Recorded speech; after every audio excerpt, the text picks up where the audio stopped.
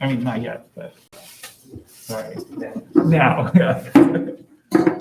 Good morning. We'll open up this meeting, the Yamhill County Board of Commissioners formal and informal session for November 12th, 2020. And we begin with the flag salute. And Todd, can you lead us? Thank you, sir. I pledge allegiance to the flag of the United States of America and to the republic for which it stands, one nation, under God, indivisible, with liberty and justice for all. Thank you, Todd. I think we move on to calendar session. And commissioners, do you have anything you need to add? I don't think so. Okay, I will be joining the AOC special meeting on the wildfire legislation this afternoon. 3:00. Yes. I'll be on that as well. Okay. So 3:00 AOC meeting, virtual.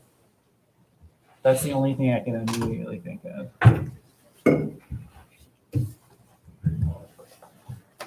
And if I could. Please, yes. So, and this relates to the calendar, and I've already spoken to, I think, all three of you individually about this.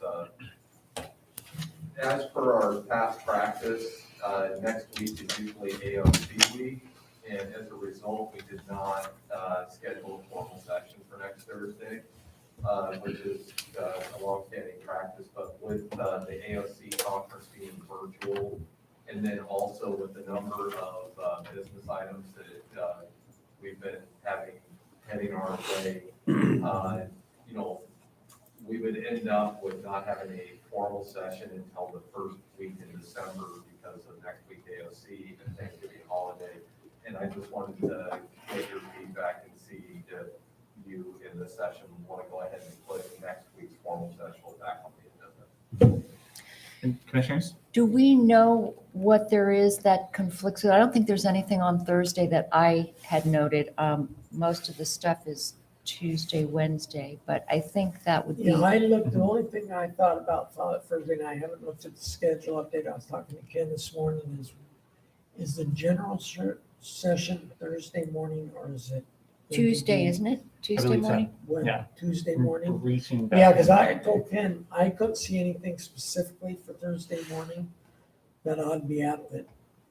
So if, I'm fine with putting it back on. Yeah, I'm happy to do it at the normal time. Sure, and I think that is Tuesday morning. I'm not sure. I believe so. Okay, I believe it is Tuesday. okay. So we'll go ahead and put it on there.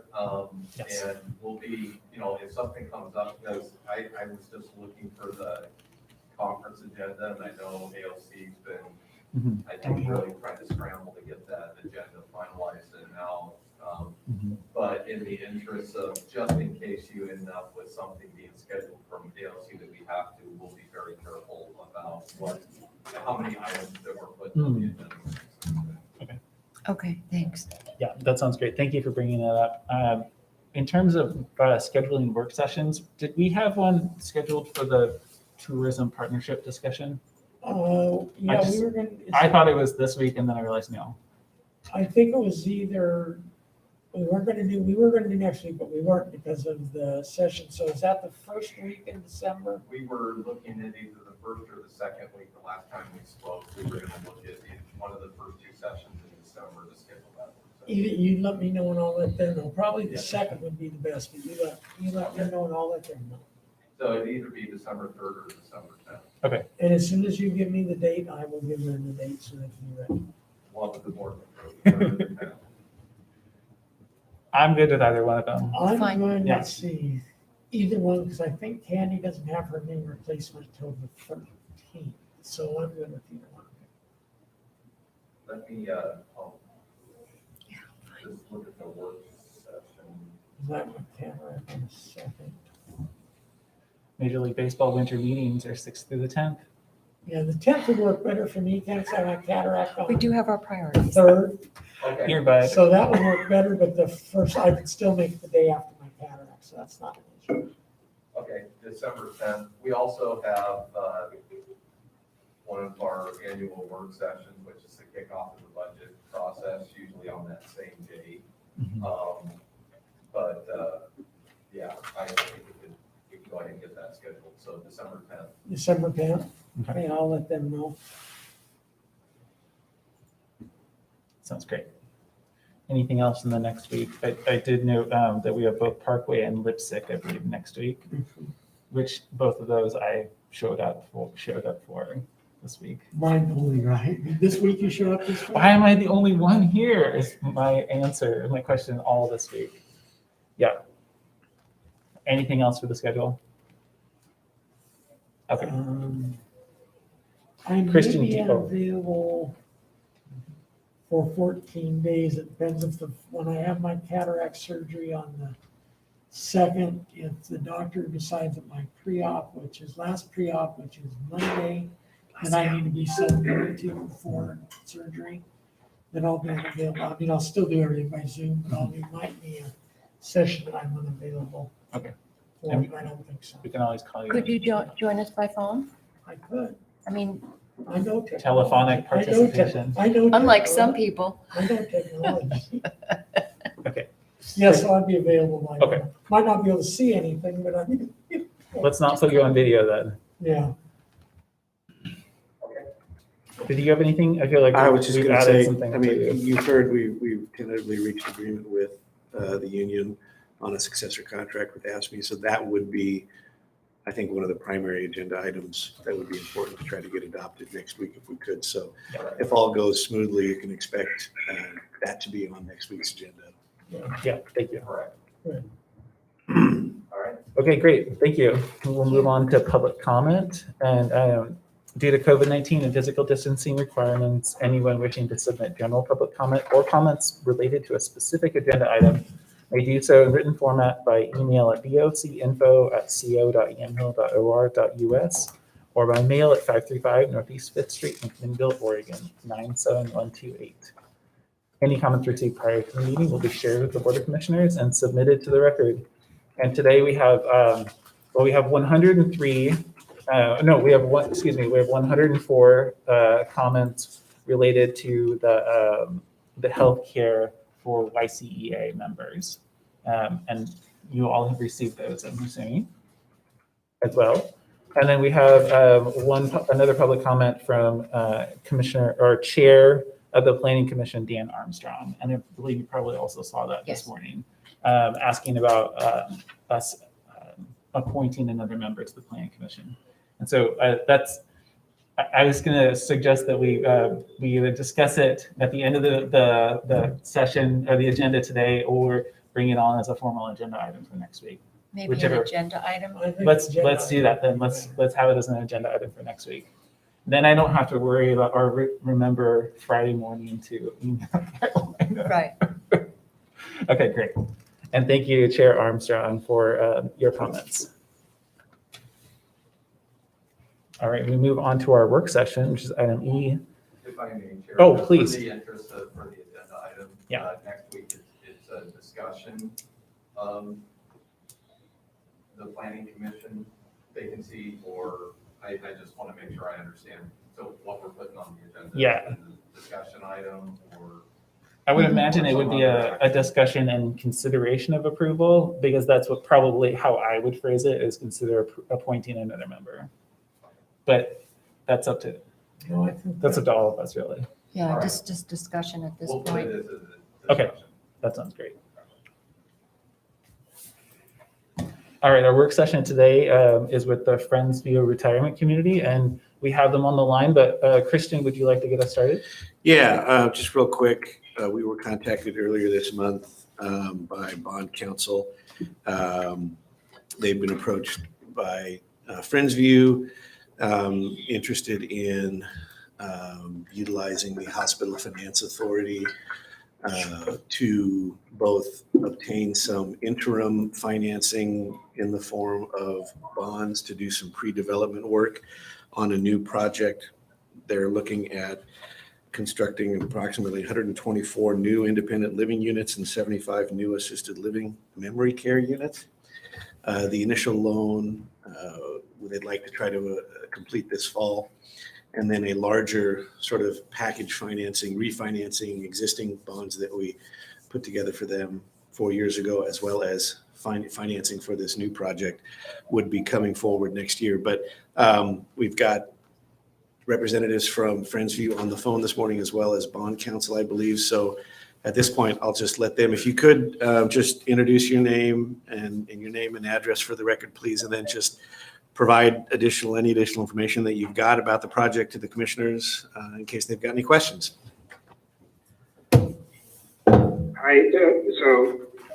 Hi, my name is Todd Ingle, Executive Director of Friendsview Retirement Community, 1301 Fulton Street, Newburgh, Oregon. Friendsview, you may know Friendsview. We've been here since 1961 is when our first buildings were built. We're a type A life plan community, which means people buy in when they move in with the move-in fee, different amounts depending on the style of home they get, and then they pay a monthly fee that stays flat throughout their lives. So it acts a little bit like an insurance product. We have folks receiving full nursing care that would typically cost around $10,000 a month. They're in the $3,000 range. So you have to buy in to be a member of the community. We have about 480 residents, give or take, depending on when people are moving in. We have about 200 employees. This project is adding the 28 Springbrook duplex apartments. We have a small campus out by the hospital, and we're also planning on taking out a block of small houses next to that's in our campus next to George Fox, and adding 96 apartment complex there. And then we're also planning an upgrade of our health center. We currently have about 100 health beds for the 480 folks that live here, and it's primarily to meet the health needs of those folks on our campus. And anything else that I should be reporting? No, that's a great start. Thank you, Todd. Thank you. Is there anybody else on the line that we need to know? Dave Hampton. Sorry, one at a time. We'll go quick. Somebody start talking. Dave Hampton. I'm the Chief Financial Officer at Friendsview. My home address is 607 North Meridian in Newburgh. A lifelong Newburgh resident and have been with Friendsview 7 years now as the Chief Financial Officer. The one slight difference that I might make from the introduction there in terms of our long-term financing, we actually will not be refinancing the existing debt that we did 4 years ago. That this will be additional debt for just the new product that we are constructing. Okay, thank you. And was there somebody else on the line? Yeah. I think probably Greg Blond. So this is Greg Blond. I'm an attorney with Thorpe, Carrington, and Sutcliffe. We're bond counsel to the Hospital Facilities Authority. My address is 1075 Northwest Northrop Street in Portland. And I know many of the commissioners were not on the board in 2016. And so I'll just give a very brief summary of the process for issuing or considering approval of the bonds, and happy to answer any questions. But the Hospital Facility Authority would convene. The Hospital Facility Authority Board consists of the 3 commissioners plus 2 members of the public who would need to be appointed. And then the Hospital Facility Authority would meet in conjunction with a commission meeting and consider a resolution with respect to this interim financing. The other approval that's needed for these types of financings is the so-called TEFRA approval. And that's an approval required by the governing body of jurisdiction in which the project that will be funded with tax-exempt proceeds is located. So in this case, of course, that would be the county commission. And so at the same time that the Hospital Facility Authority Board needs to consider the interim financing, the request will be made for the commission to meet to provide the necessary approval. And happy to answer any questions that you may have at this time. None for me. Commissioners, yeah. All right, I understand the process a little bit better now. Thank you, especially bond counsel for that. Hey, Greg, this is Christian. I think you mentioned earlier that we're working on getting the 2 public members of the HFA reappointed, that it would be possible to both reappoint and then have them immediately take action at the same meeting. Is that right? Yeah, that's correct. It could be done at the same time. Okay. And the timing for the interim financing, the goal is still to try and get that resolved before the end of the calendar year? That's correct. They'd like to close before the end of the year, and I understand it's a tight calendar for the commission between now and the end of the year, so would appreciate folks considering when we might be able to get on the agenda. And we had talked about the dates in December. I think we're looking at either December 3rd, December 10th, and then possibly as late as December 17th if the board decides to have a meeting that late in the month. But ideally, I think if we could, we wanted to have this discussion with the board today, make sure there weren't any questions or concerns about moving forward with this, and then we'll try and schedule something if we can for the 3rd or the 10th. That sounds great to me, Christian. Yes, thank you. Okay. Yeah, I think that's fine. I think that's a good doable time frame. Maybe if we're, depending upon other things that come up, if we're doing the work session for YCTP, that we have the Hospital Facility Authority on the other one.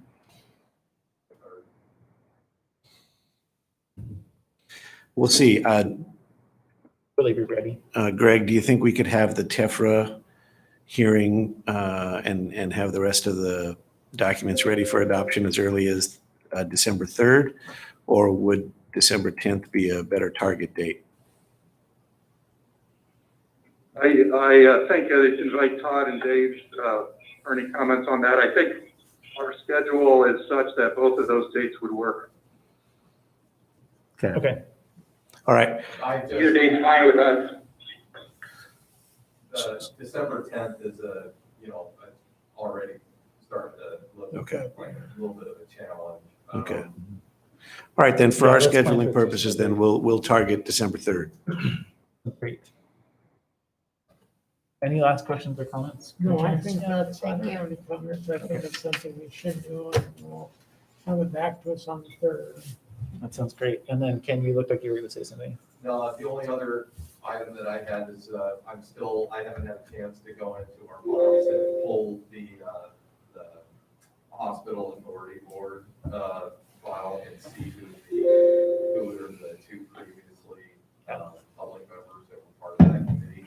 So we'll take a look at that and we can also reach out to those 2 and because I'm not even sure the status of this is one of those boards that we haven't continued in quite some time. 2016, it sounds like. Yeah. Okay. Yes. It's a long time ago. Okay. Thank you. Thank you, Dave and Todd and Greg. Did I get everybody's names right? I think so. Thank you. Thank you very much. And we look forward to Yes, speaking thank with you on December 3rd. Okay. Great. Thank you very much, Christian. Thank Ken, you. for Yep, arranging thank that. you. Thanks. Thank you. Bye. We move on to department updates. And I heard something about maybe not having a sheriff's update today. The sheriff had an appointment, a conflict this morning at 10:30 and recognized, I wasn't sure how long this work session was gonna go, so instead of him kind of being a question mark, we just went ahead and canceled his update for today. And we could, if the board like how that we're gonna have session next week, we could have the sheriff come back and get an update next week. That sounds great to And me. then I'll check I think with the that'll sheriff work. Yeah, and see that's, if if he's available, Okay. that's fine with me. Great. Thank you. We'll move on to item G, which is our consent agenda. And item G1 is our minutes. And you've all had a chance to initial them, so you've seen them.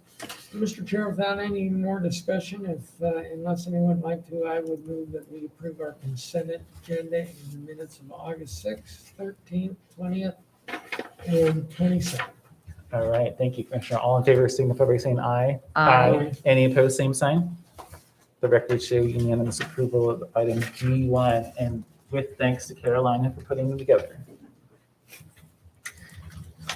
It's always like a trip down memory lane because it always Right. seems so long ago, even Yes. though it was August. All right, we move on to item I, which is other business. And item I1 is consideration of approval of a change request between Yamhill County District Attorney's Office and FFA Architecture, which is Board Order 20-277 in the amount of $9,850 for the design review of the District Attorney's Office.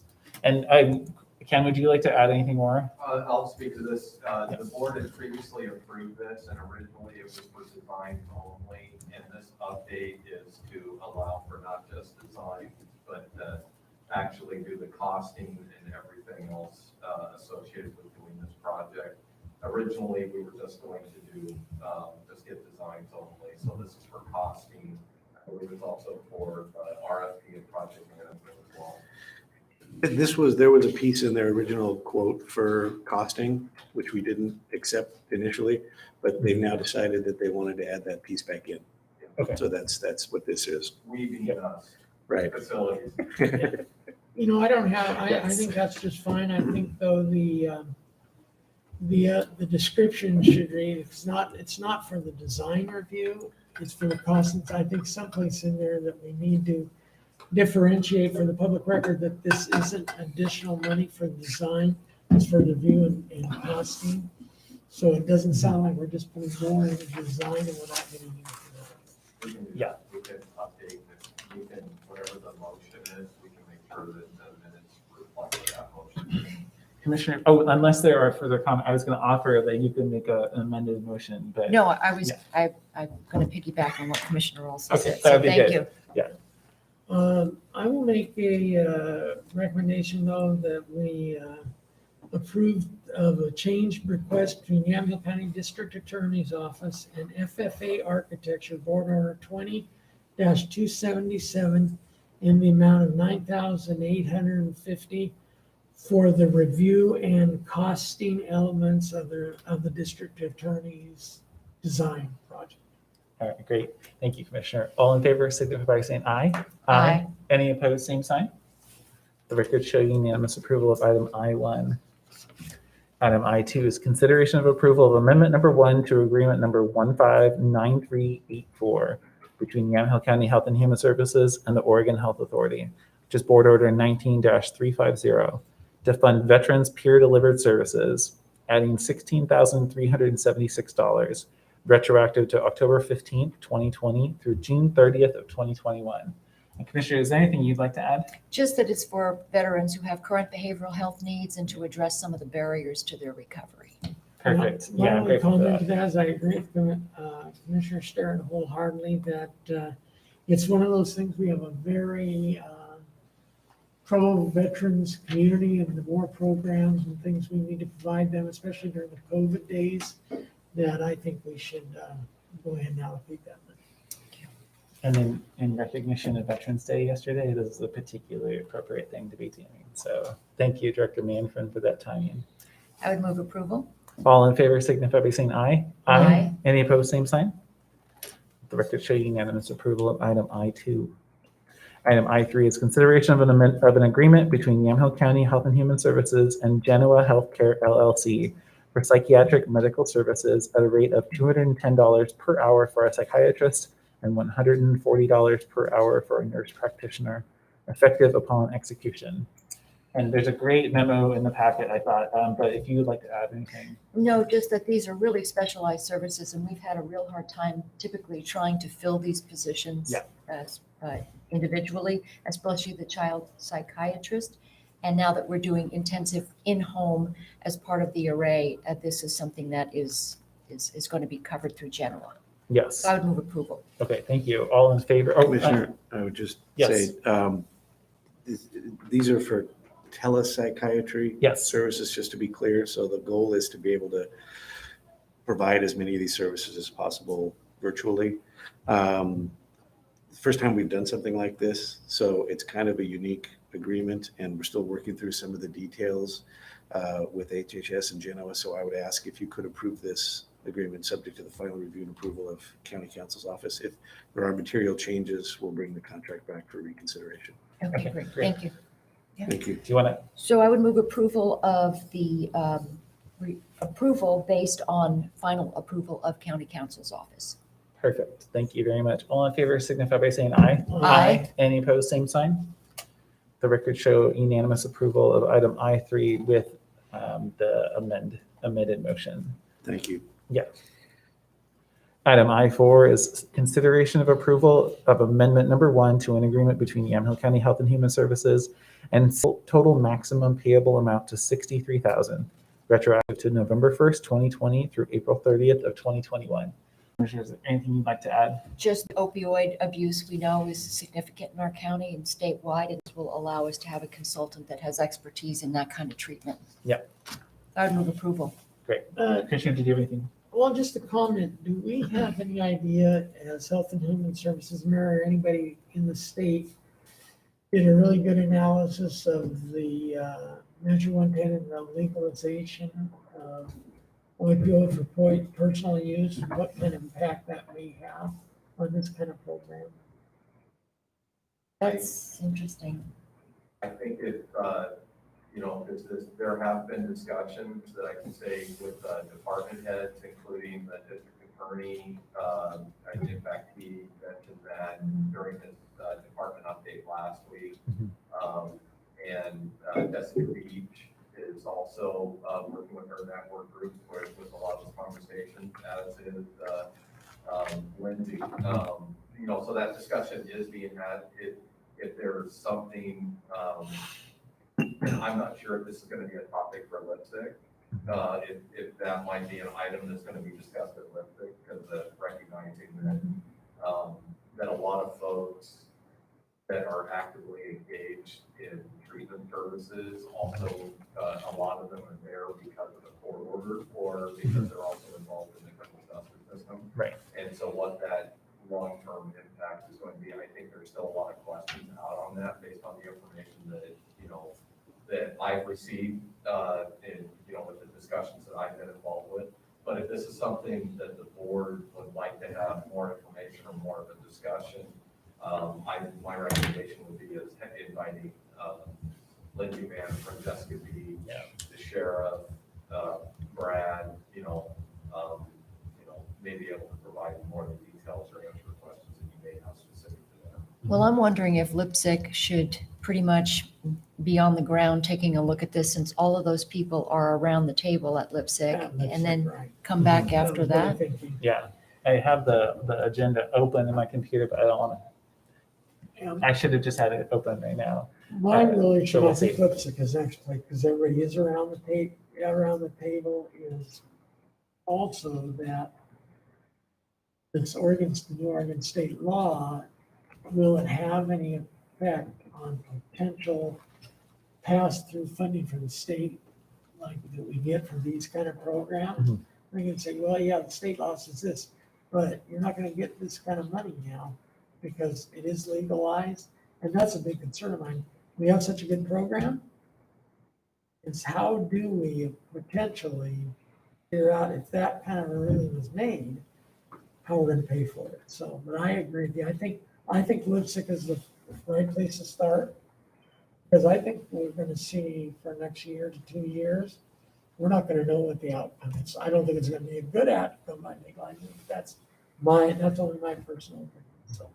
Well, to be clear, as far as I understand, there's more money going towards treatment. So I would assume that part of that would be more money going towards Yamhill County Health and Human Services, but Well, Not that's necessarily.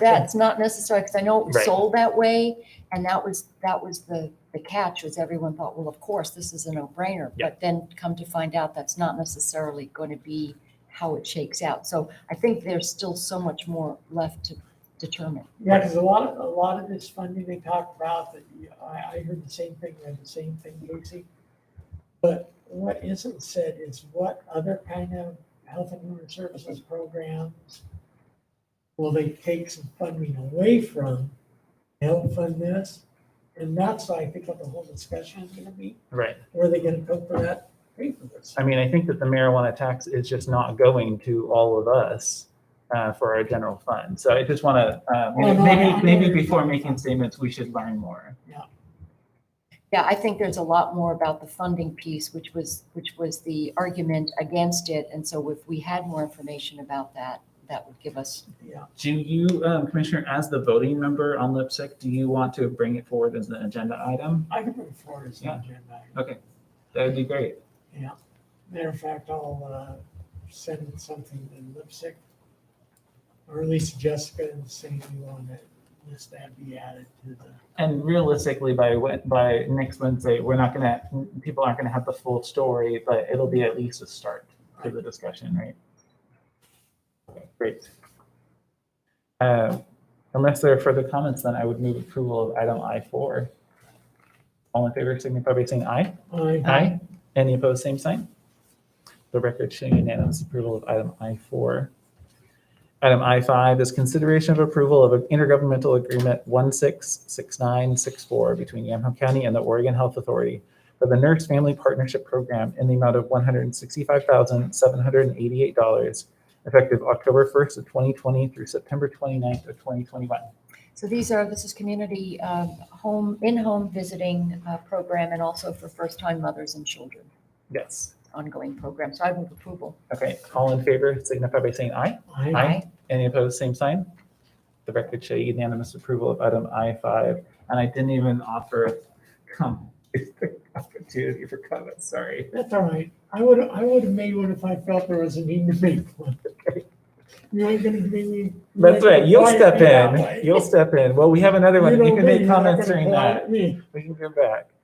Item I6 is consideration of approval of an agreement between Yamhill County and Mid-Valley Behavioral Care Network for rental assistance and supportive housing services in the amount of $165,645.35, effective upon execution. And Christian, because it says effective upon execution, do you want to have it subject to I'm just noticing that's what happened on the last one. No. Okay. Commissioner, do you want to add anything? This is basically for people who have serious mental health illnesses and allowing them to live as independently as possible to access the services. Yes, Commissioner, No, sorry. I'm just asking if I qualify. You'll have to talk to Commissioner Pope, since apparently he's the chair Yeah. of the board of directors. Thank you. I'd move approval. Okay, thank you. All in favor signify by saying aye. Aye. Any opposed, same sign? Record show unanimous approval of item I6. Item I7 is consideration of approval of amendment number 1 to intergovernmental agreement 5904 between Yamhill County and the Department of Corrections.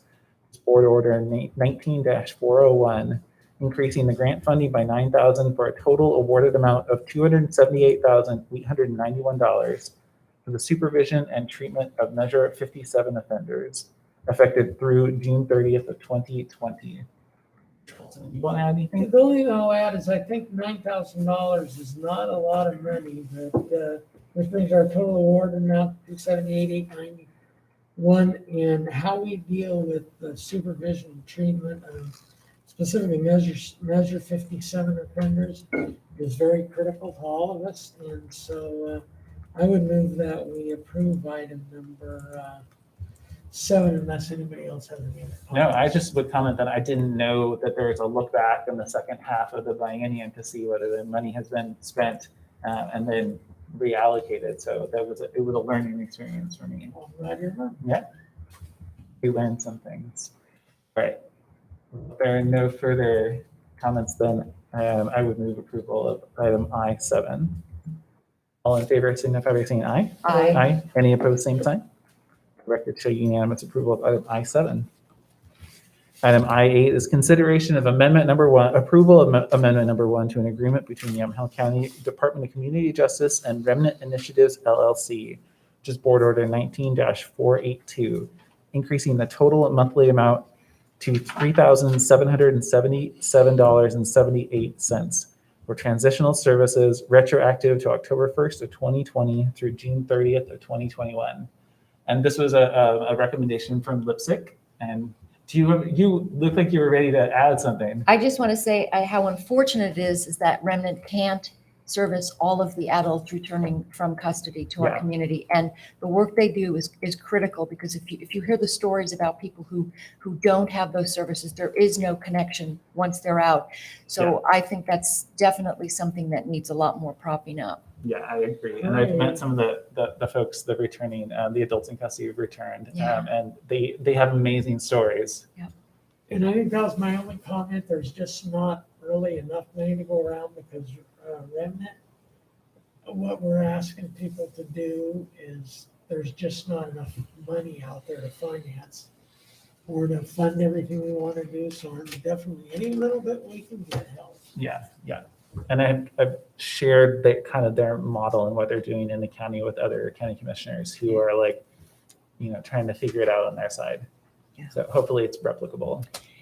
And I know that Jessica is, Director Beach is appreciative of that service as well. Yes, yeah, absolutely. Well, then I would move approval of item I7. Or sorry, I8. All in favor signify by saying aye. Aye. Aye. Any opposed, same sign. The record show unanimous approval of item I8. Item I9 is consideration of approval of amendment number 2 to an agreement between Yamhill County and Andrea White, DBA Trask Mountain Editing, which is Board Order 19-408, for technical documentation of policies and procedures for the assessors and taxation office, adding $10,000 to the not to exceed amount and extending the contract through June 30th of 2021. Well, I guess my feeling about it is, we really need to make sure that all of our documentation and procedures are up to date. So we're going for so long, and on the second part, I also feel that, is this one of these that every year we're gonna get, okay, now for the upcoming year, I need another $10,000 for these documentation services. The year after, they'll ask for another $10,000. And I see this as kind of one of those things that becomes habit, a budgeted item, but really isn't a budget item. So I don't know if Ken has any feeling on that. I have no thoughts on this. This This is is something from an that elected the assessor has utilized, as far as 3 the years, I service. think. And I don't know enough about I know the assessor's office uses, this contractor for doing, like you were saying, a lot of updates and technical writing to make, for the assessor's office. This is strictly a departmental office contract. And so if there's further questions about it, could have Derek come and speak to it. Yeah, I talked to Derek a little bit about it. I guess I don't have any further questions or comments, because I know what they're doing, the kind of documentation they're doing. My only question was, in the future, should this kind of contract just become a line item within the budget that we're gonna do it? So every time they want another $10,000, doesn't have to come in front of the board, that administratively it can be approved. It was originally an ask of the board at budget time, is my memory.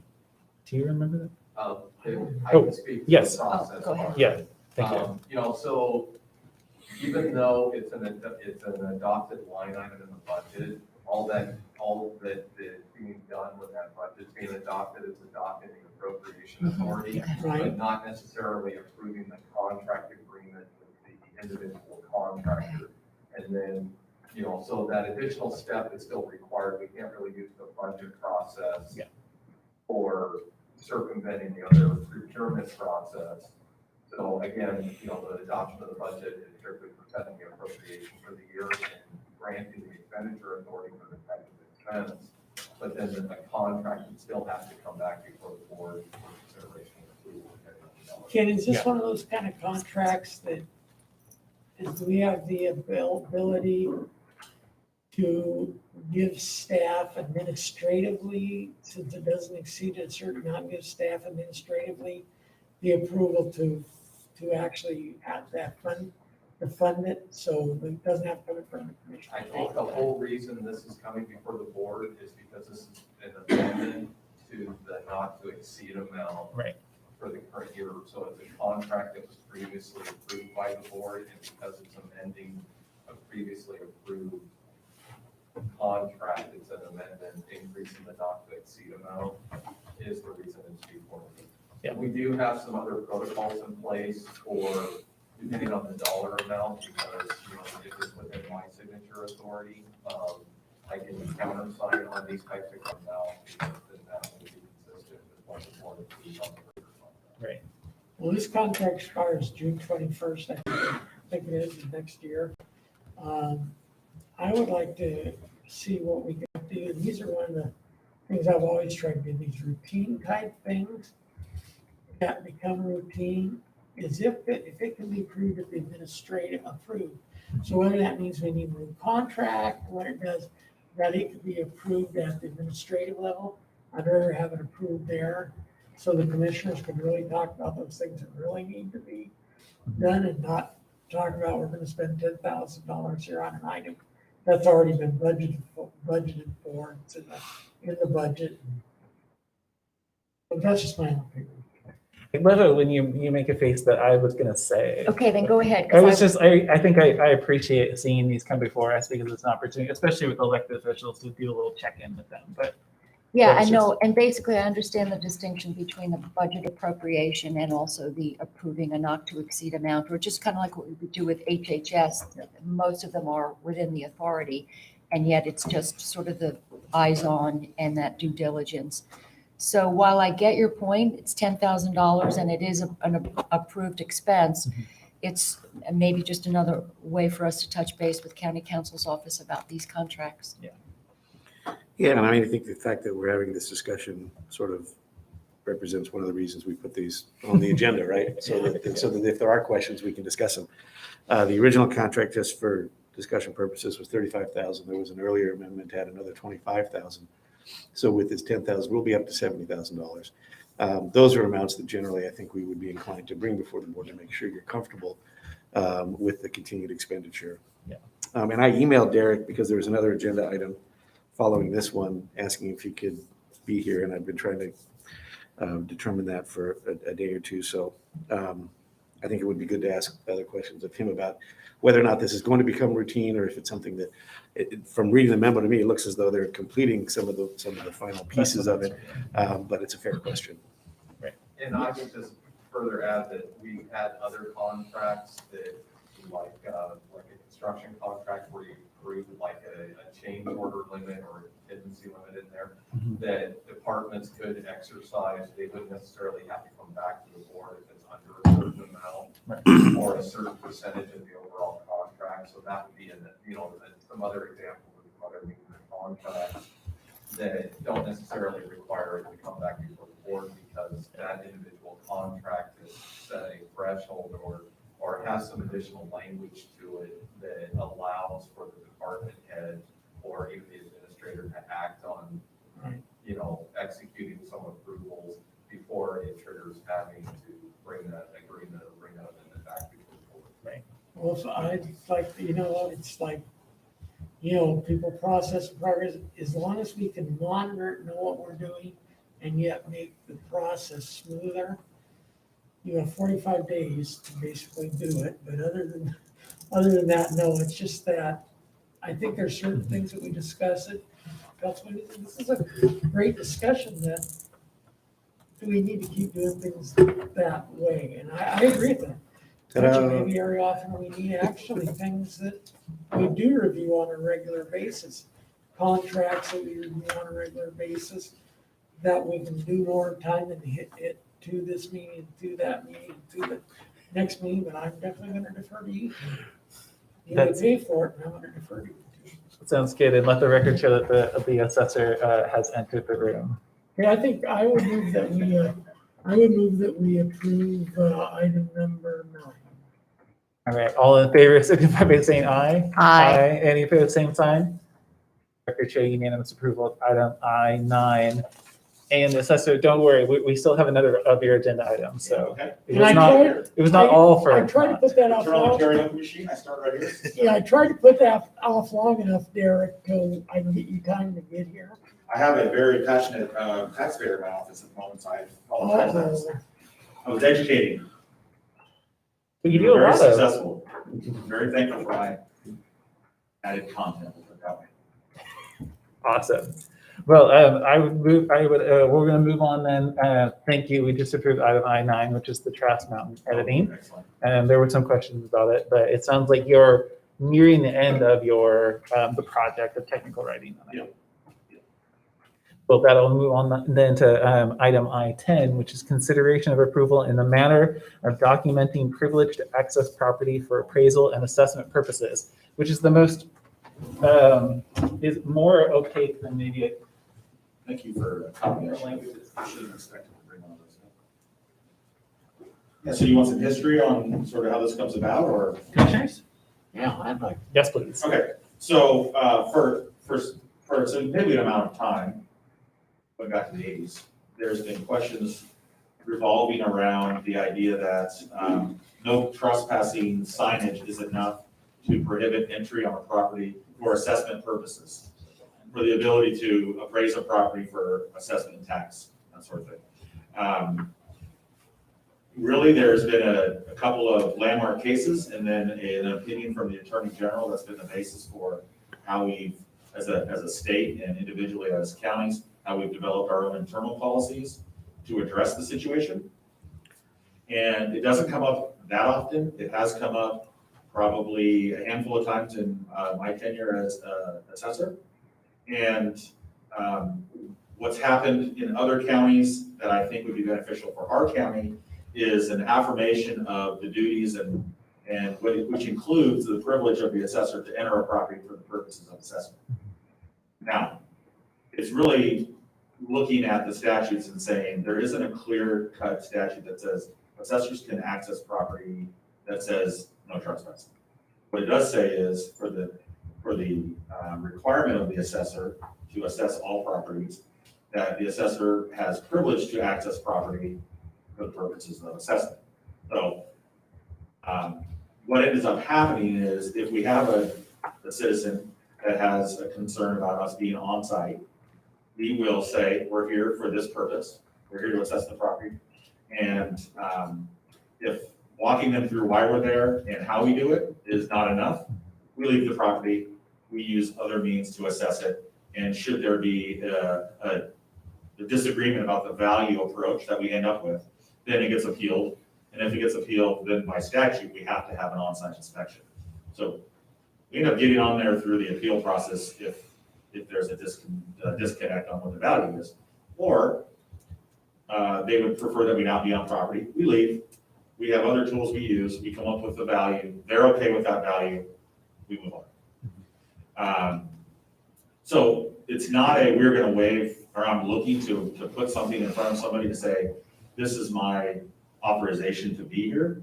It's more of an education tool to say, well, just so you know that there is statute that governs the privileges of the assessor to be on site, to do assessment. Given your concern about our presence, we're going to leave. That's fine. Just know that we'll do our best using other resources. And if you don't like what we come up with for a value, there's an appeal process. Should you pursue the appeal process, there is a requirement at that point for an inspection. So it's really, it's a way to sort of give us a tool to help in the education of property owners who really are adamant that a no trespassing sign is enough for, nobody gets to come on my property for any reason. We try to explain to them, hey, I see that you have this sign, but you accept Amazon deliveries or FedEx deliveries, or if a state forester had to come on your property and put out a fire, or whatever the situation is, it's not a catch-all be-all, nobody enter. It's more of a, I want to protect who is on my property and for why. And the why is statute requires us to be there. I've got to assess and appraise every property to 100% of real market value. I attest to that and certify to that. That threat of penalty, both criminal, time, dollars, those sorts of issues that could arise.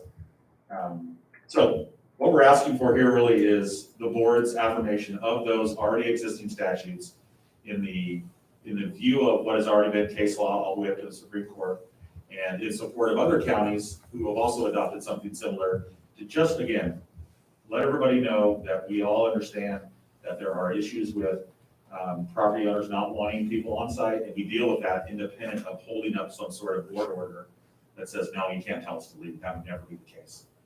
It would be follow our procedures, and as they're walking through the process, if we have an opportunity to educate the property owner, this is added support and this is added material for them to help understand why we do what we do, why we're there. So That's super helpful to me. yeah, it's gone. So, Yeah. thank you for that explanation. Yeah. Initially, this seemed pretty cut and dry, and I looked at ORS 308, and I do have some concerns, and I won't be voting in favor of this, and I'll tell you why. Because nothing in Chapter 308 gives the county assessor the authorizes that trespass onto real property. So I mentioned this to county council, and he said, you're right, nowhere in ORS 308 does it allow for that. The assessor's duties are clear, and those are outlined in Chapter 308. And I don't disagree with the description of those duties in this proposed order, but there's nothing in the statute that can be fairly read to give the assessor the authority to enter on to these properties absent an invitation from the property owner. So if you cited case law, that case law, if you look at that, it basically says, if you look at that whereas clause, it does not apply because the legislature did not enact the language that authorized the assessor to enter onto the property.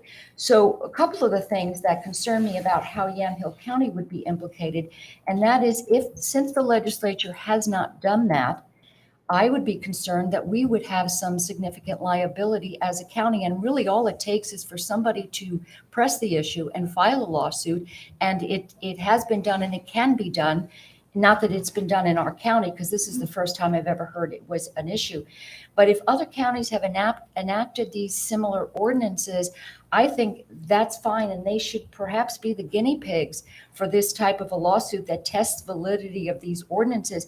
But if you also look at some of these, the counties that you have listed here, and that is, there are just a handful of them. What is it? Where are we? What's the name of it? Are you referring to the email? Yeah, the counties that you have Yeah, listed there's here. others too, Commissioner Sherrod. I listed the ones that I knew about offhand, not that it needs to change Okay, their so to me, I think that if there are going to be lawsuits, I'd rather some other county be the guinea pig for testing that. Since this does not change anything in the ORS, all this does is cite ORS, but nothing in here gives the authority to actually enter on the property unless you've been invited. So basically, yes, I won't argue with what it says about your duties, and they are outlined under penalty of law of what you have to do.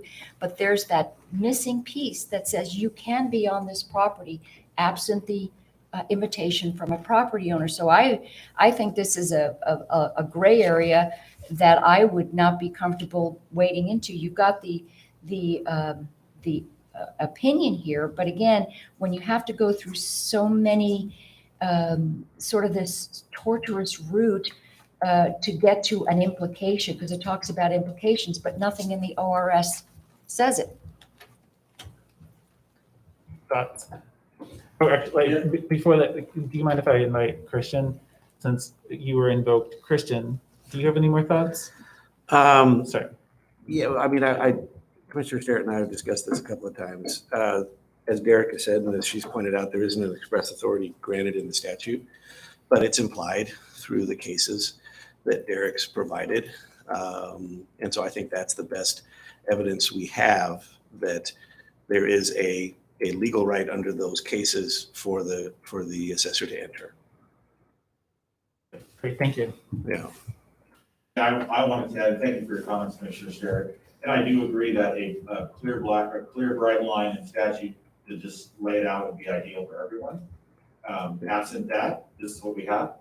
I'm not asking the board to take a position relative to the binary concept of you can or cannot access when there's no trespassing sign. That is the point that I think you make needs to be clarified in statute. What I'm asking for is an understanding and affirmation of the board as to what our responsibilities are as outlined, not asking for a policy change or new interpretation of statute. It's really we collectively as a county and you as the commissioner and authoritative board agree that this is what the interpretation is in terms of what I'm required to do and where I might access a property that, although it has a trespassing sign for my duties required, I may go past that until I receive concern from the property owner, at which time then I will just leave the property. That even goes back down to boiling down to safety first. If there isn't no trespassing sign and we go on a property and a citizen says, I don't want you here, we just leave. That's not a battle we try to fight in the field, nor would we ever entertain the idea of trying to, waive some sort of commissioner's board order or anything else to say we have no right to be here. Right. That's not the place to settle that. I think this is more appropriate for when down the road, as we're trying to educate the person through the process, and they're holding adamant that we shouldn't have been there. We can say, well, this is why we were. So I do agree that the best solution would be something very clear in statute, but absent that, I'm looking for an affirmation of what these are. Right. And it's in case law, it's in Attorney General's opinion, but it's not clearly in statute. Yeah. One of the case laws specifically is the violation of trespass. So if you read that one, it's been tested at that level in terms of a very specific concept of no invitation, no trespass, and then entrance onto the property.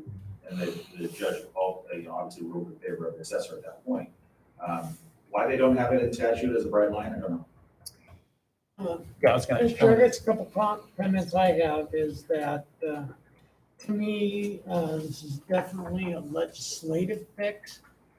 You actually put it in the statute. It's not, I think, something each county should go through, but Derek, because of the good job he does, and I don't disagree with Derek very often, we talk about that, since he's been in, there's been you said about 6 times, Derek, that you remember that you've been in this issue.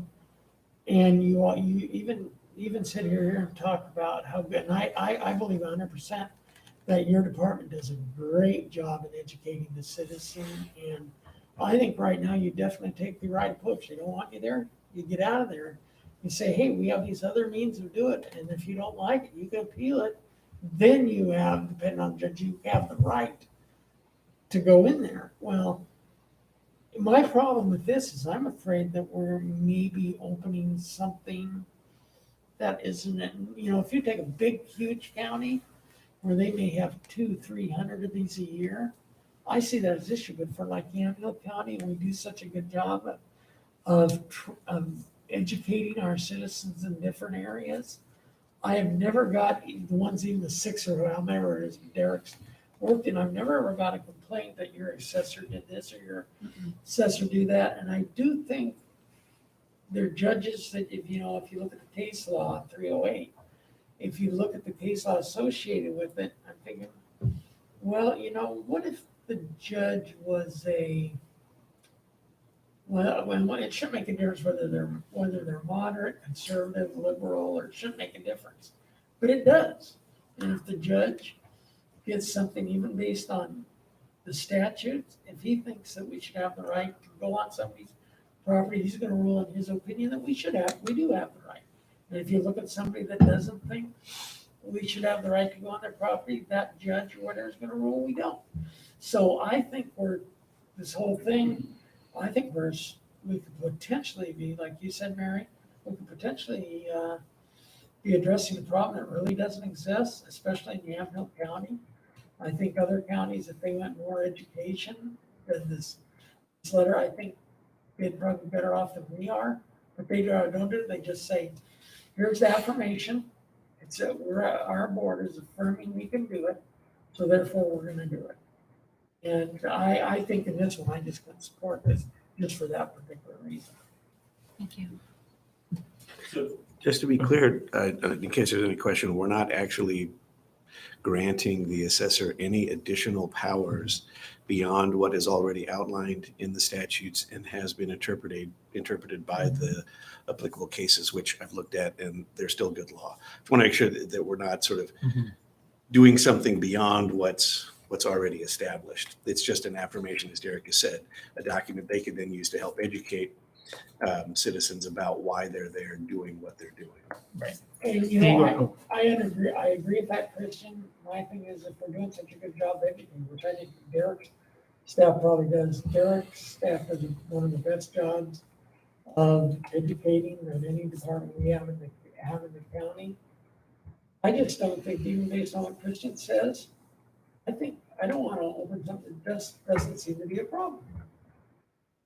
So you were about to reply, but I wonder if you can also kind of reply towards the if it's not broke, don't fix it, which is what I was kind of an aphorism I was hearing. Well, that's where I wanted to make sure I heard Commissioner Olson correctly, that maybe not necessary because there's not an existing situation that needs to be addressed. To that, I would say we haven't been reappraising rural properties in the county since 1995. We started a reappraisal effort before the pandemic. We had plans to do northeastern county, all rural properties. So this is where this is going to come into play. No one's complained really. The handful we have been people who we found a unpermitted structure on property. They got a tax bill for something that we weren't supposed to find. We found it. They want to know why we were even there in the first place. That's how these initial ones have come up. Where I see us having a challenge going forward is now as we get out into the rural properties and there's going to be a significant number of these instances, this would help. And we have 25,000 rural parcels. Nearly half of the county is a rural parcel by head count. And they haven't had a visitor in 25, 30 years from the county's assessor's office. It'd be that long. So I think this will come up. I think this would be supportive of the assessor's office in showing that we understand the plight, the effort. We also are in agreement that the statutes are in place and that they're meaningful to the extent that we have a job to do, and this is why we're here. So I want to echo what Christian said in terms of this is not adding any sort of or taking a position on that thought of trespassing yes, no, or invite only, or any of that. This is just saying this is what's in place. We understand what's there. We also understand the case law that's been tried, and it's affirming that what's there. I think it would be helpful, Commissioner Olson, to have this acknowledged by the board. So I heard what you said, and I want you just to be mindful of as we go forward over the next 5 years, and we're touching 25,000 rural accounts. This may become more of a monthly, weekly, daily occurrence. I don't know. Yeah, well, we don't know, and that's issue number one, we don't know. So even if we put it in fix and did this, would do us any good. But I can tell you this, knowing that the way that you operate your department, the way your department operates, Derek, if you're gonna go into a block of Northeast County, they're gonna go in and start getting this caught back up after 25 years and do all these inspections, knowing you and your department, whether it's through the media, whether it's through the website, whether it's through flyers, everybody that you're gonna go in and assess in that area will know why you're coming, just through advertisements that you're gonna put out and say, hey, we plan on visiting your property, this is why we plan on visiting, and you'll explain to it, they can still either say yes or no. And I think I won't have any because if we use those other methods could be more detrimental than having you there physically inspecting it. But I would like to see more if we started running into that, then we'll go back and address, okay, why isn't this working? But to say this isn't, we're afraid in the future, 3, 4, 5 years, from Mel that we're gonna get into a lot of this more, and we haven't got into it yet. It's hard to me to be preemptive in putting something in place to address something that might happen 2 or 3 years. So more of a, this is, in a way, this is a pretty proactive approach to it. Would that be accurate? Yeah, and it's already in place. I mean, I'm not putting anything new in place. Absent an affirmation by the board to this order, when I resolve these issues as they come up, I'll be using these same statutes, these same references, the same case law. Sure. This is more of a unified agreement that this is the situation that we're working within. You know, I'm not going to have anything else to present besides this same material to anybody if this issue arises. Are there any, oh, sorry. No, go ahead. I was just wondering if there are any other situations like this that we encounter in our daily county operations, Christian, where statute is not totally clear, but there's case law, good case law that supports. I mean, Building land use inspectors? comes to mind, but Yeah. Building inspectors maybe, I mean, Right. they have to. I'm not thinking of any specifics off the top of my head, but yeah, that's got to be a situation we run into all the time. I mean, I think that in our land use decision that we have today, or may continue, you know, there's a chunk of text from a LUBA decision that I might not agree with, but my planning department is saying this is how it is, and essentially it's not case law. I recognize that, Todd, but it's what we're using kind of as case law. Well, and law enforcement, right? I mean, they're out interpreting and applying statutes, and some of those statutes have been addressed by the courts, and so they'll apply those statutes in accordance with the current state of the law. So it's not an uncommon situation for us to be in. And you know, given what Derek said, these will be the guidelines that he will be following. And so, to the concern about are we possibly exposing ourselves to additional liability by doing this, my opinion would be the answer is no, because we're already following these same structures and applying the statutes and applying the cases to the statutes in a way that is the best information we have and the best we can do at the time. It is, as he also said, an affirmation by the board that we agree and understand and we are supportive of the assessor's office taking these actions in this way. Couple of things. First of all, I don't think that the case law applies here because of that one particular, that Hayes case, because it basically says that the final whereas clause doesn't apply because the legislature did not enact anywhere in Chapter 308 that authorized the county assessor to enter onto the property absent the invitation. The other thing about comparing this to law enforcement, Chapter 308, which is cited in here throughout the whole thing, specifically addresses the assessor's authority and assessor's duties under penalty of loss. So it's clear. So it really is sort of, to compare the two, I think is a little bit of a disconnect. To me, the problem here is when you look at the last item 1 at the end of the board order, it talks about that we, let's see, to value all property in Yamhill County carries with it the privilege to enter land to perform these duties. I think what we're doing is perhaps telling a property owner something that doesn't exist in statute, or at least making that inference. And again, if the other counties want to put the overlay of the county approval onto the assumption that 308 is applicable to a trespass situation, I think that's great. But we're doing is putting our imprimatur on something that's still a pretty gray area, because if the legislature wanted to go ahead and make that clearly defined in ORS 308, it would have done it. It hasn't. I don't want to be the one that makes the implication when a property rights organization like Pacific Legal Foundation or somebody else gets a hold of a complaint by a property owner. I don't want to have to be in the position of having to litigate that, whereas they'll go right to the state now if they have an issue. They won't necessarily come to us unless we sign this. To be clear, though, as far as I understand, you are part of the county, right? So if Pacific Legal Foundation goes after you, they're going after us. Is that not accurate? I'm not sure about that, Christian? Any idea on that? Oh, okay. if we were sued Mhm. for something that the assessor did. Yeah. Yeah, it would be It a would be- suit against the county.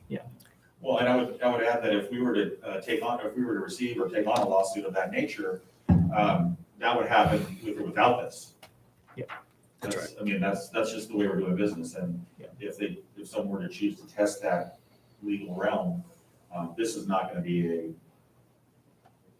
I don't think this would be an influence to either side of that argument. Yeah, Because as long- as long- you're attesting what's in place, it's not saying we took this and interpreted it to mean something more than what it is. That's, And I want to make sure Christian has, No, that's right. I mean, it would be a suit against the county under the Tort Claims Act, provided the assessor's office was acting within the course and scope of their duties. right, I guess, Casey, the other thing that bothers me a little bit is that I think in the last maybe 3 years, 2.5 years with Ken and Derek on board and Brian Van Bergen on board and Mark Longo on board and everything. I've seen the last 2.5 years that I think a lot of the faith in county government, not all, but a lot of faith has been restored. And I think this has one of those things by just doing it, even though it won't make any difference, because that's how you're gonna do business anyway. I think we could actually move backwards as, now they're gonna tell us they want it, even though it's not the truth. They want to tell us, now they're gonna have the right to go on our property. And I think I'm looking at more of that from a citizen standpoint. Are we really doing something that's big enough that, in the direction that we're moving county government now, and everybody's regaining respect, you're seeing it in the newspaper all the time. Do we want to do something that may make citizens think or take away some of that trust? This might not do that, but I'm not willing to take the chance that it won't. And so I guess that's my feeling too. Why give them something that all of a sudden they think even though it has nothing to do with it, they think they can't trust us on when they're building back up trust in what we do. And I appreciate that, because I think that sometimes, we live in, obviously, we know from all the tort claims that we're seeing an uptick in that. We're in a very litigious society, so that if there is an indication that there might be, a tort claim that would be filed, then I think that we have to expect that it could be. When we've put our signatures as the county onto what exists or doesn't exist in this case in Oregon statute, I think we put that extra layer of risk there. So I don't know that it necessarily behooves us in terms of a liability issue to open this can of worms when, as you said, Derek, this is your authority to assess the property is clear. That's what we're arguing about. But the other piece is the part that could get us into some kind of, I believe, and I just have a concern about it going forward. so to be clear then, so your concern is that there's additional legal risk with approving the document that attests to what the assessor is already doing. Is that accurate? No, I think there is additional legal risk associated with making the inference in this document that ORS 308 allows for something that it doesn't. And I don't want to be, in other words, if the state's doing that based on what they haven't added, Yeah. what the legislature hasn't added, then why are we throwing in with their liability when we need to, I think, tread very lightly on this subject, because I think it's just a matter of time before somebody files a tort claim over a trespass. And I guess wait, I mean, that's where we're at, maybe a difference of opinions, and I'm not, I appreciate that comment. I don't see that this adds that particular element of now we're quasi approving something that's not in here. Yeah. It could be interpreted that way. I definitely see that. So and I And guess then I'll ask you a question, but I want to make sure that. I'm just kind of, I'm with Mary, but I'm coming from, as you can tell, Mary and I are probably coming from a little bit different point of view. I'm more concerned with the transparency and maybe adding something that really is right now we do a good job at. I mean, yeah, we don't have this 4 or 5 years, we haven't started all this, so we don't have that history behind us. So, or Mary may be coming from more from a legal standpoint, you know, with the what ifs. I'm coming from it from, I guess, a gut feeling or where it makes, you know, the way I feel. I just don't feel it's a thing for a transparency standpoint and everything. I just don't think it's anything that gets us anything. To clarify, wouldn't it be more transparent That's what I'm to put a thinking. document out there into the I world that don't- says, this is what our assessor is doing? And I wonder whether there's any kind of wordsmithing that would make Commissioner Sterrett more comfortable. I apologize, I don't have I gave you my document. Oh, I I'm just wondering if there's a way in there to make it clear that this is, that we're not interpreting statute. The only thing I would think that would get us in the clear is to make it very clear in the board order that says the assessor does not have the authority under the ORS 308 to enter the property other than the privilege is consigned or implied, but that you make it clear that this does not give you the authority other than to assess the property, but doesn't mean that you can go onto the property. And that's the little piece that could get us in trouble. So if we said that in here, so when we're trying to educate people, we're not waving this in their face and say, you know, we're the revenuers, we get to come in here and basically, and that's the PR piece that I think is Yeah, and really I think that's dangerous. what we'll get caught up on. So if it were changed to say, we don't have the right by state statute to do it, but we have the right to assess your property. Do you think that there was, I know you're thinking about this, but I'm just wondering whether there's a way for you to work with Christian around language that would be accurate to the current scenario of good case law, opinion, and statute. And I apologize that I don't have it memorized, and maybe you already have it in there. You know, I think that the omission of an affirmation that you can enter or a declaration that you cannot is intentional because that hasn't been decided formally. So the addition of that would be as inappropriate to me as saying we do have. I see what you mean. I don't think either one of those makes sense in terms of just restating what is currently in statute. And I do agree with you from a transparency standpoint. We, the Board of Commissioners, understand the laws that are governing the assessor's office, and we're affirming that he's operating under these guidelines.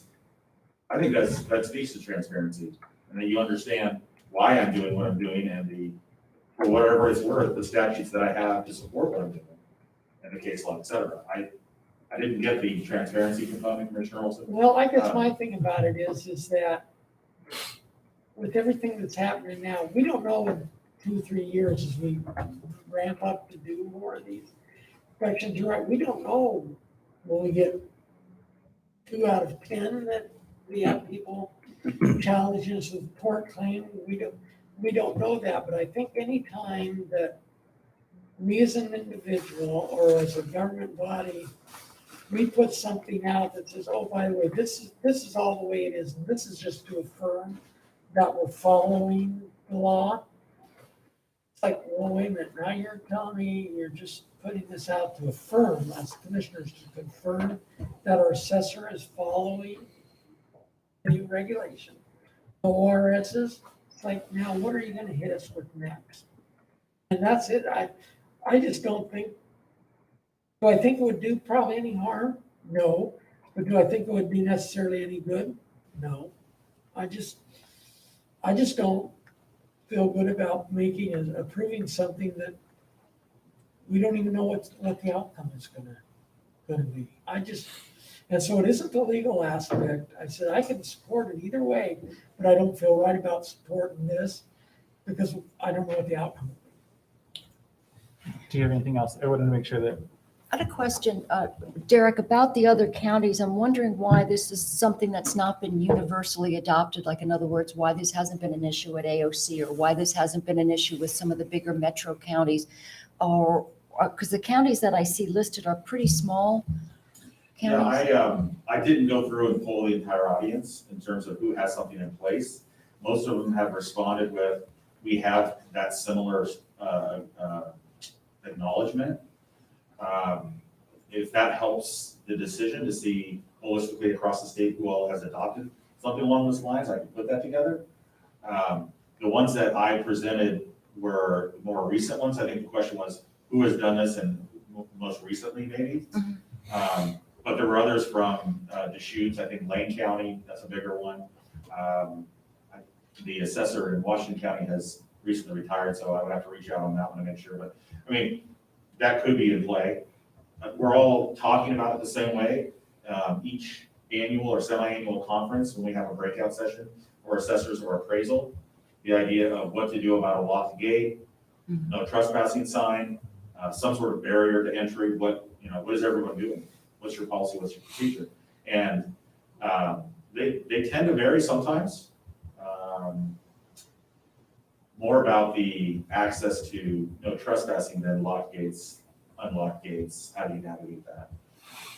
But it's an issue that everyone's trying to get their hands around. And it's, for us, it's going to become more real because of the reappraisal effort.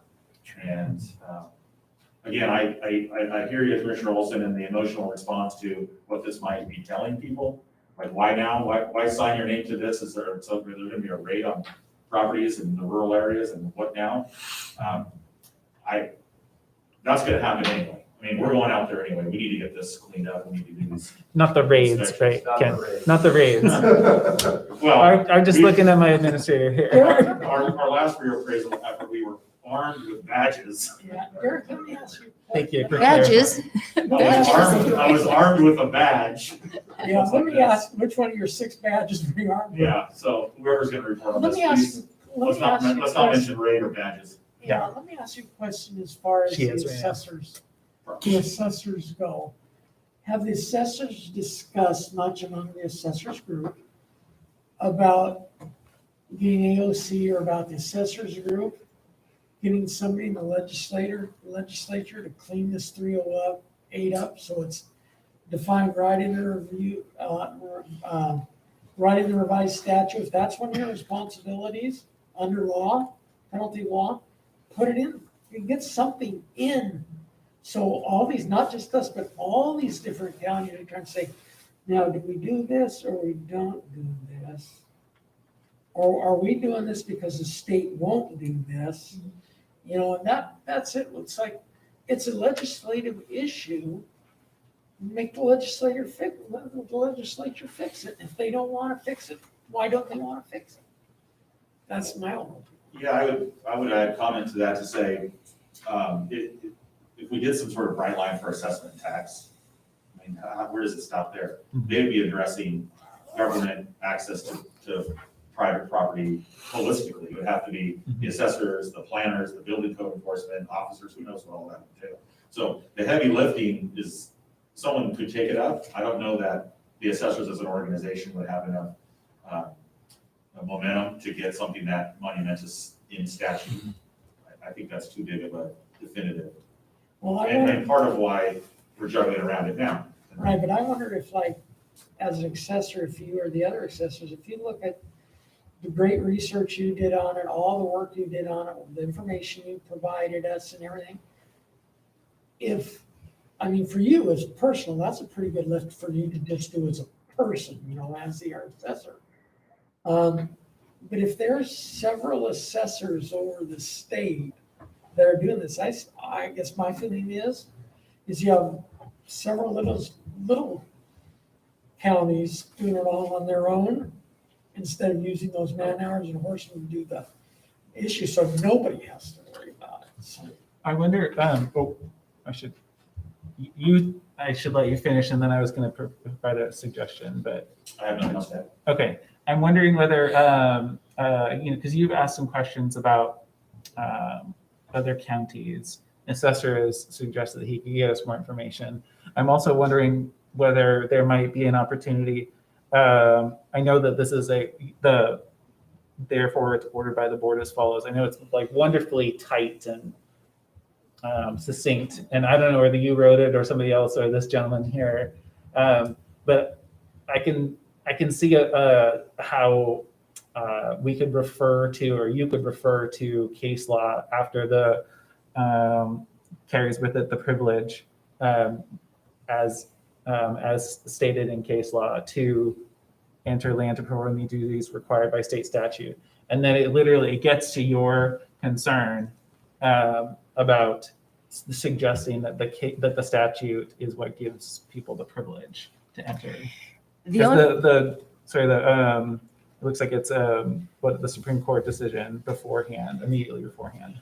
No, I would just add that case law does not apply in this particular case, only because that whereas clause doesn't apply because the legislature didn't enact anything. If they had, it would apply, and then you could use it. But I don't think it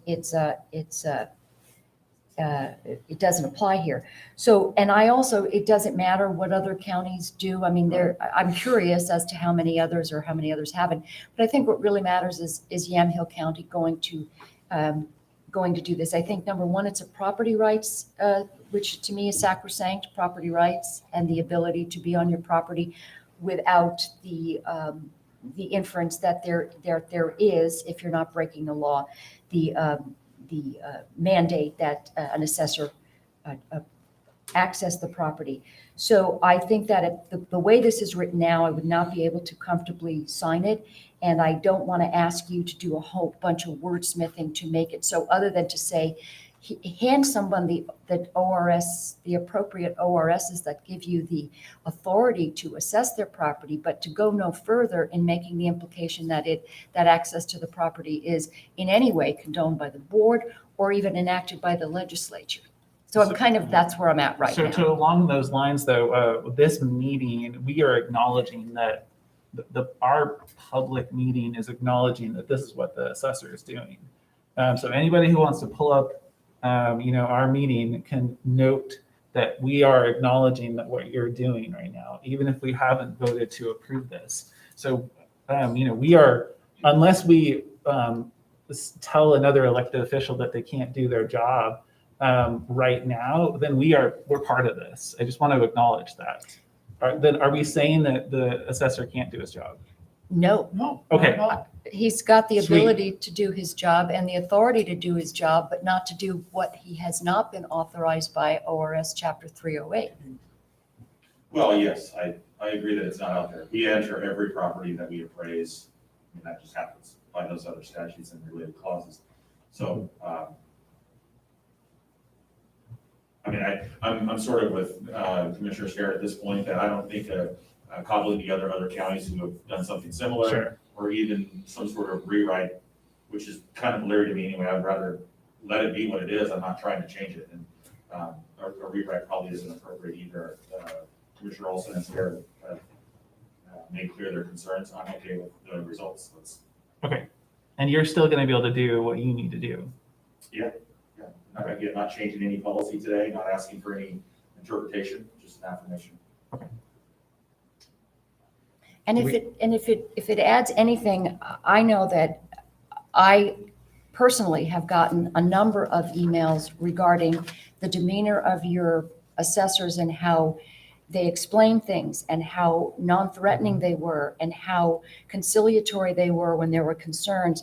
So you've probably all gotten these emails too, where it's like, wow, when you went about to reassess properties that hadn't been assessed, and when it was explained and how it was so non-confrontational that it wasn't where it was I have to keep you off my property. They were actually willing to go the other way. So just, for I think that. that's what I open with, because of the, call it marketing, call it education marketing, whatever you want, because of the job that Derek and his staff does.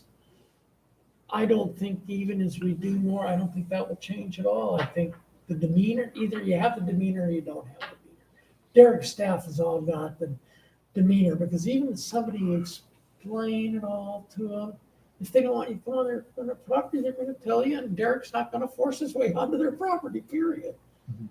So I just think that it's not necessary. I just don't think it's necessary. And to bring this back to closure, if there's no more comment, I will make a motion. If we don't approve it, do I have to make a motion to No, I disapprove? don't Or think so. It's up to you. If I you think want, we if could you just want, set it if you want aside. something on the record that you voted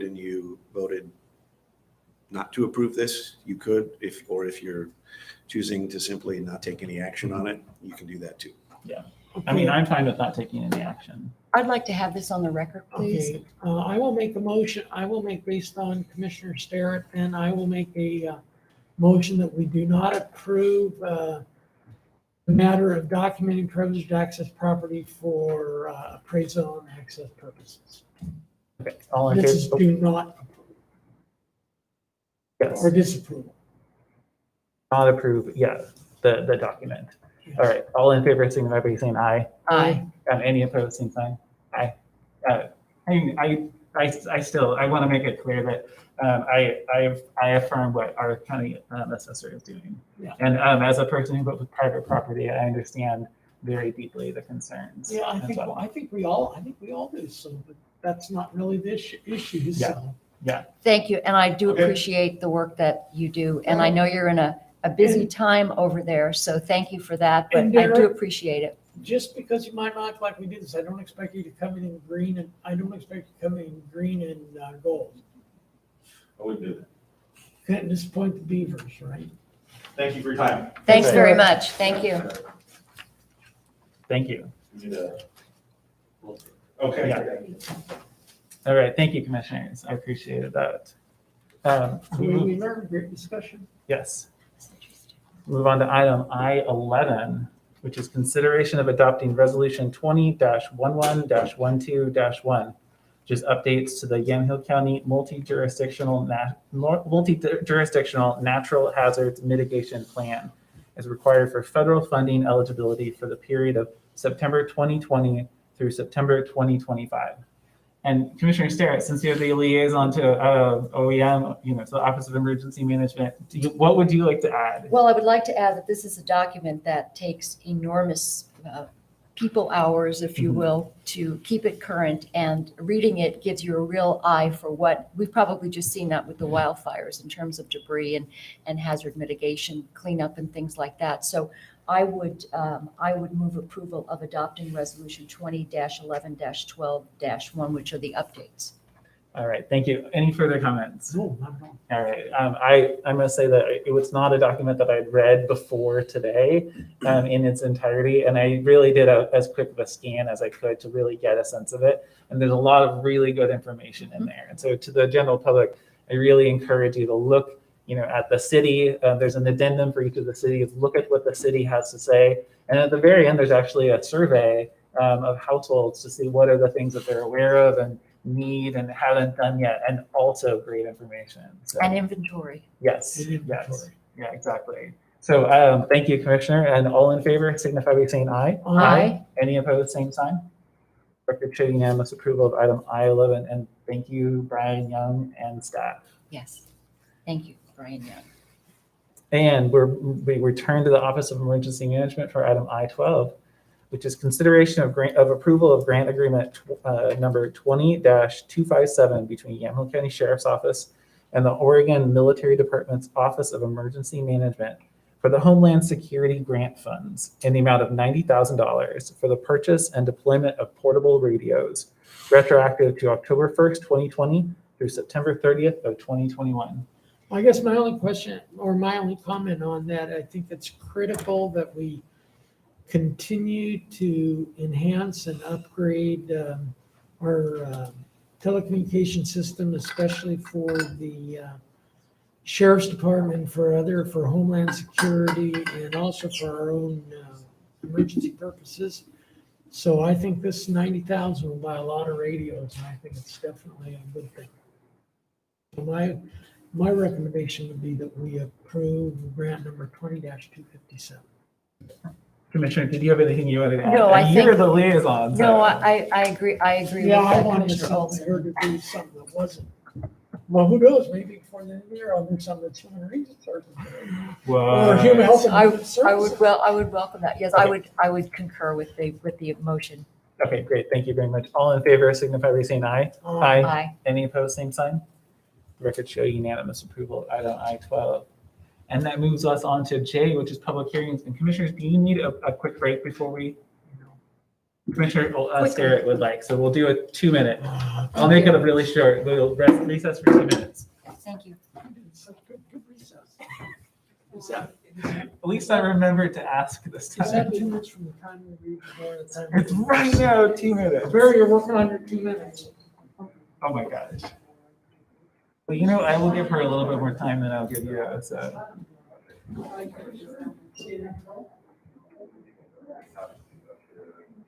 Perfect. I noticed it got quiet all the time. Maybe they were about that. We can shut off the. Oh, yes. That's the one we do. Right. Hey, Todd. Come up here. No, it's gonna take minutes, Yeah. so Oh. don't worry about It's it. gonna get continued. We just. After all this time, it's just gonna get continued. Oh, okay.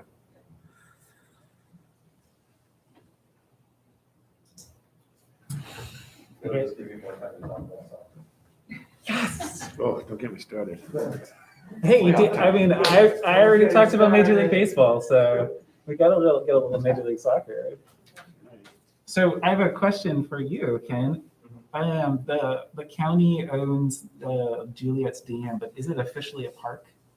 Or it's like there's county-owned land that I thought was a park, but That is the area from the dam, and then behind it. okay, It's, to, I believe, almost where the bridge crosses the creek is all county property. is it public access? No. Okay, that was the voicemail. Was No. hey, can I get there? And I was like, I'm pretty sure not. You know, historically, and this goes way back, and it's really hard because we don't have a parks manager right now, so I'm speaking kind of history on it. We have discouraged, it is publicly part of the park system inventory, but it's not developed for public access. Yeah. And so any concerns about inviting the public in there could open up exposure or risk because it's not been developed for public access. Totally. We have I'm trying to, the one in near Cove Orchard is so similar, where we don't, it's not officially open. Yeah, Rex Creek, Right, Rex Cruise. although that one at least has a parking, That's a little bit parking more. area, it has something. Yeah. Julia, at the same time, there's some hazards at the site and, Yeah. Yeah. Great. And there's really not a really good parking there and it hasn't been developed for public access at all. Okay. So it's an undeveloped park. And Yeah.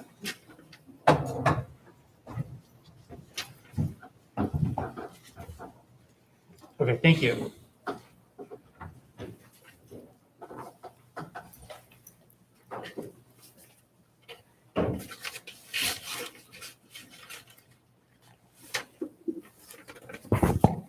We'll come back to recess, from recess, commissioners, which we'll come back from our short break. And we have a public hearing today, and that's docket number FT-13-20, which is an appeal of the planning director's approval of a forest template dwelling on tax lot 5435-600. The applicant is Catherine Wright, representing Loyola Heights LLC, and the appellant is Dennis Grigsby. And before we get into,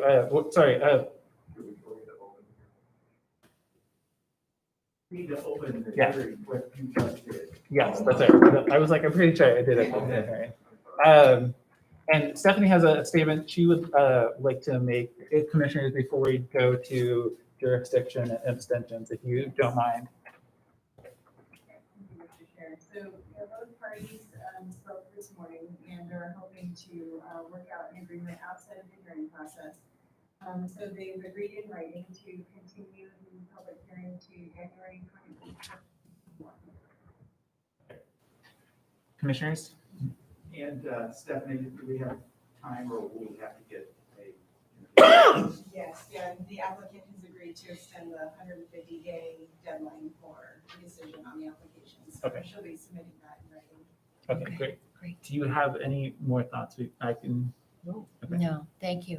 as long as we have people that are willing to work and get work together, I think it's the best way to go, so. Okay, what I'd like to do, make sure that we do, just to cover our bases, is, do we have any abstentions from the No. board? No. Do we have any objections to jurisdiction?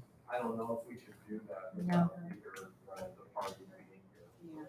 Yeah, Yeah, we got their statement to continue it and items. Okay. Nobody's here anymore. yeah, that's a good I point. agree with that.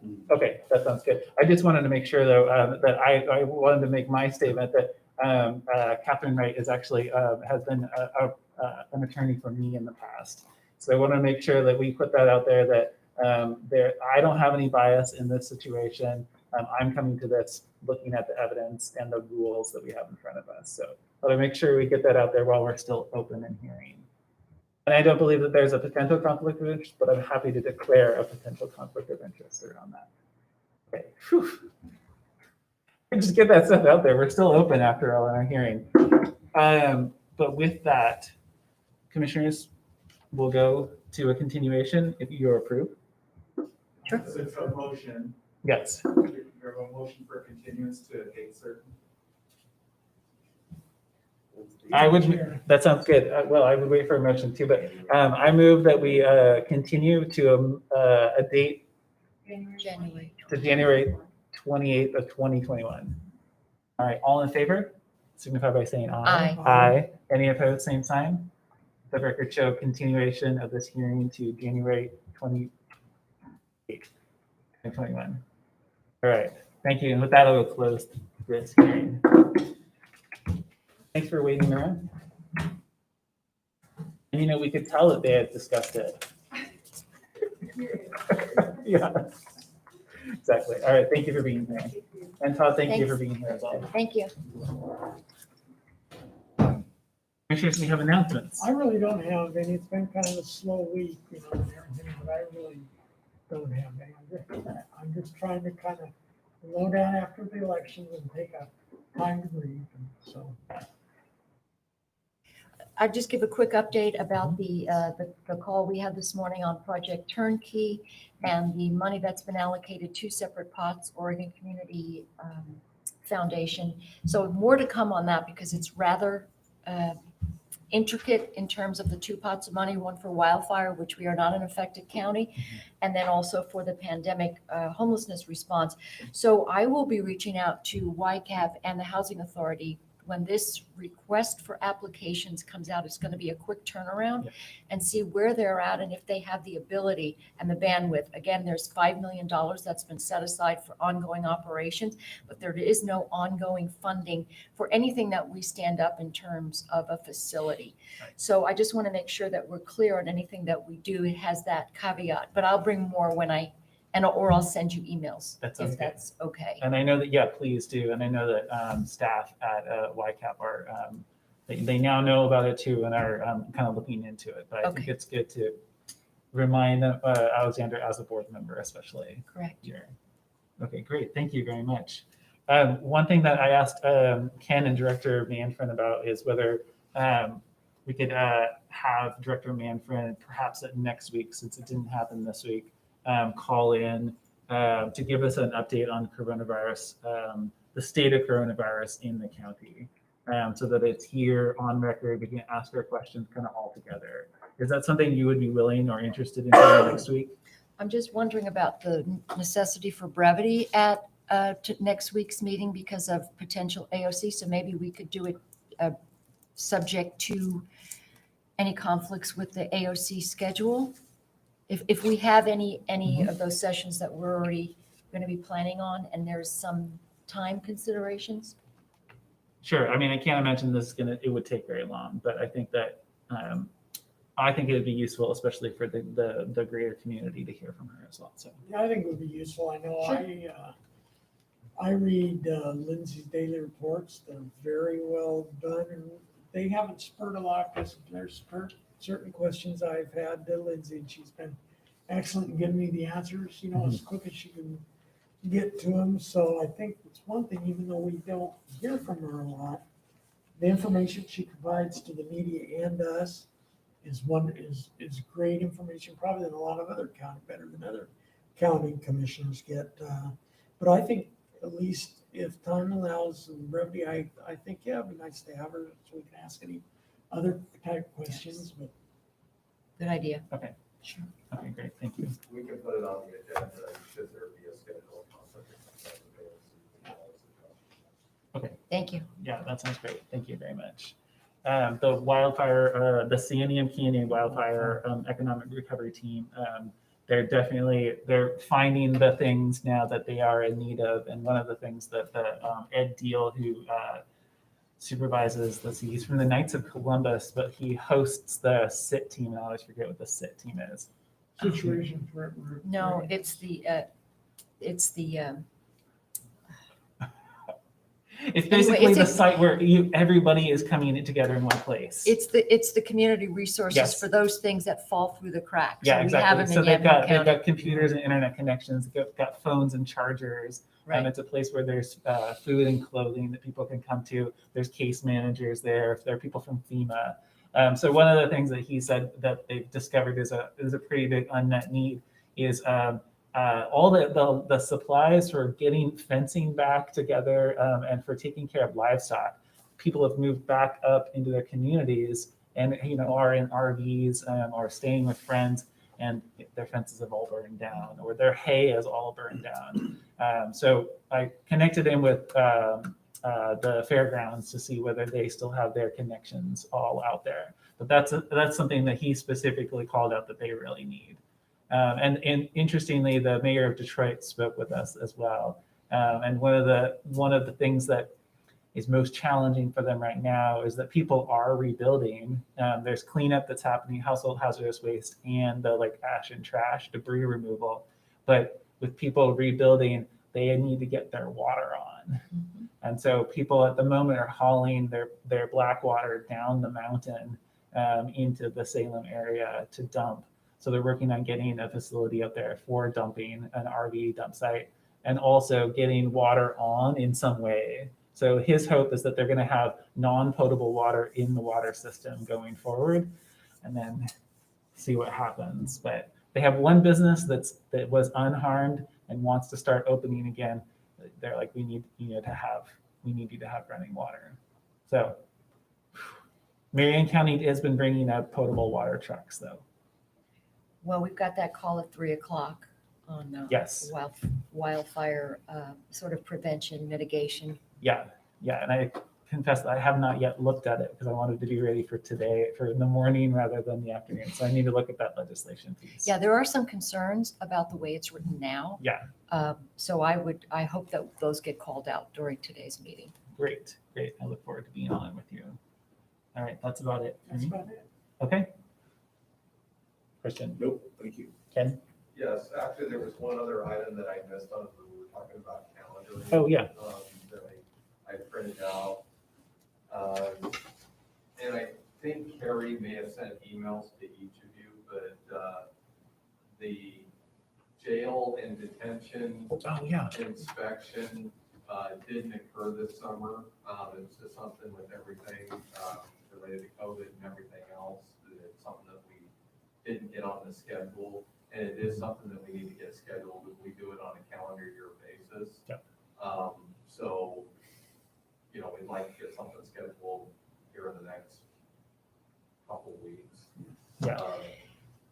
Sergeant Ruby reached out, and so did Scout Posh. Good. It's on the schedule. Good.